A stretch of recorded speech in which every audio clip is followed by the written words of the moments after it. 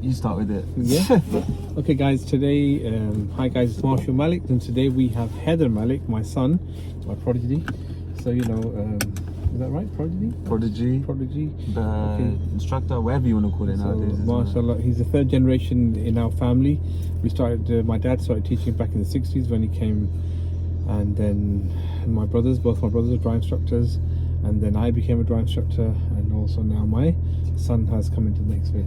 And I'll leave Haider because I want him to bring his views, because I think with the modern generation and stuff, it's important that we all have different ways of teaching, and he understands you youngsters better and how to teach and how we can help you guys through our videos. We can't teach the whole world, we know that, so if our videos can help you, so try to teach as many people as we can, which we've done. I mean, I've been teaching for nearly 29 years now.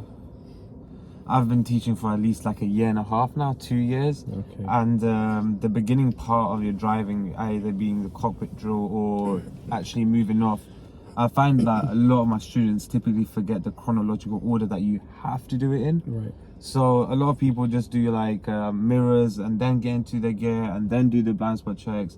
And even then they miss quite a lot of stuff out, because examiners are mainly looking for that last blind spot check.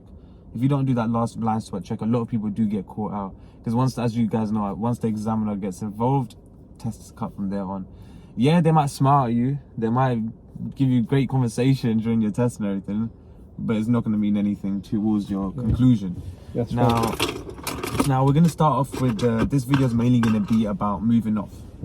Now, what chronological order should it be in? We'll also have like a list going down the side of the video, just to tell you exactly what step 1 is, step 2, step 3, and then step 4. Now, keep it extremely simple and make sure you always do stuff in chronological order. It's just to show the examiner you exuding that confidence, you understand the road laws, you understand how it works, you understand who got priority and who doesn't. Now, moving off, right? First things first, once your steering wheel and you're on a correct position, you're feeling comfortable, you can easily reach the pedals, you can see it perfectly in your mirrors. Wait a second. Yeah. There you go. And the back bender, you like it more straight than me. Yeah. You haven't got this big, you know what I mean? Straight as well. I love it straight only because I can see the road better. When I'm slouching too back, I can't really see the road that much, and then I can't take certain positions, one could say. The first things first is your gear.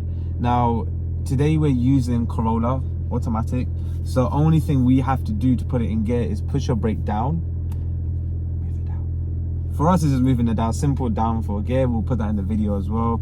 And straight after that, I'm gonna keep my foot on the foot brake. Oh, you can do that after. I'm gonna keep my foot on the foot brake so our car's not moving. Then I'm gonna do a 6-point check. Now, many people just do a 4-point check. Just a simple on your side, interior mirror, side, and in front of you. Now, they always miss the 2 blind spot check, and even with blind spot checks, it's like I feel like it's miscommunicated a lot of the time. Why? Because people just break their neck for no reason, and they don't know what they're looking for. And they go really quick like that, and they go like that. It's going like this really quickly, and it looks a bit schizophrenic to me. I can't lie. It looks a bit weird as well. But there's still humor and everything. Now, wherever the pavement is, that's where we'll start first. Wherever the road is, that's where we should end our observations. So we're starting on the left side of the road, naturally, as we do. We start our observation from the left, and we start to go left, middle, right. Now, the way I break it down to our students is just 2 for every angle, wherever it be. 2 left, 2 middle, 2 right. Now, if you can see from this angle, this window behind my dad on the left side, that's going to be a blind spot check. That's exactly what examiners want to see and look for. They don't want to see you go, they don't want to see no possession, they don't want to see none of that stuff. They just want to see a simple, okay, you're seeing if there's a pedestrian there, I don't know, a dog could be walking out, I don't know, anything could be out there, but it's just making sure you look at the right places. Then you use your door mirrors. So because we're parked on the left side, so 1, 2, interior mirror 3, what's in front of you 4, door mirror to your right again 5, and then a blind spot check like this. You notice how I'm not going, woo. It's just a simple turn your shoulders. It's nice and calm. Like you're sending it nice and chilled, relaxed, not too aggressive. You know what I mean? So then that's literally it. And then straight after you've done your 6-point check, signal up for right if you are on the left side, You know what I'm saying? and then you do one last blind spot check. That's it. There's literally only a few steps. So step 1, put it into gear, either being first gear for manual drivers or automatic. Drive for automatic drivers. Second step, do your 6-point observation. Third step, apply a signal. Fourth step, look at your last blind spot check. Just one more blind spot check, not on both sides, just to where the road is, purely because you want to see where cyclists are coming through or whatever's happening, and you just want to make sure you do that last blind spot check, especially for people in East London or around like these busier test centers. You have to also view like where you are geographically. Are there more residents who are more active on bicycles? Are there more residents walking their dogs? Is it an area full of schools? Where is it? So you always have to break that down. It's always good to just double check. Well, that's why you do it at the end. It's a double check to make sure you're just 99% times probably nobody's going to be there, but that 1% that somebody might be there, and that's why that little check just covers that bit there. Right. Double check then, yeah.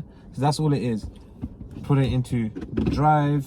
1, 2, 3, 4, 5, 6. Signal up for last move, third step, and then one last blind spot check for the fourth step, and then you're ready to go.